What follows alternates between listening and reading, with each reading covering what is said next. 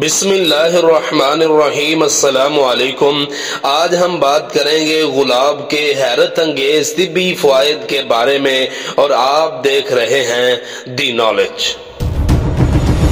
دنیا بھر میں بے شمار رنگ برنگے پھول پائے جاتے ہیں، مگر ان سب میں گلاب کو بادشاہ کا درجہ حاصل ہے، جبکہ اسے محبت کی علامت بھی تصور کیا جاتا ہے۔ گلاب صرف خوشبو بکھیرنے یا محبت کے اظہار ہی کا ذریعہ نہیں، بلکہ کئی امراض کے علاج کے لیے بھی فائدہ مند ہے۔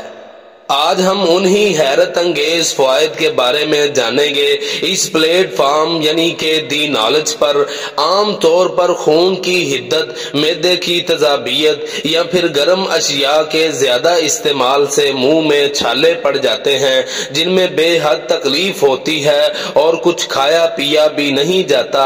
اگر عرق گلاب میں گلاب کا سفوف مکس کر کے چھالوں پر لگایا جائے تو فوری آرام ملتا ہے۔ منہ سے بدبو آنے اور مسوڑوں سے خون رسنے کی صورت میں گلاب کے جوشاندے سے غرارے فائدہ مند ثابت ہوتے ہیں۔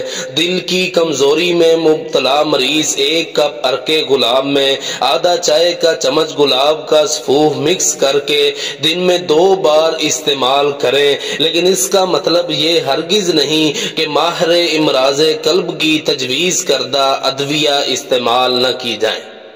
اگر آنتوں کی خراش، کمزوری یا خونی و صفراوی رطوبت کے باعث اسہال کی کیفیت ہو تو گلاب بطور سفوف یا عرق استعمال کیا جائے۔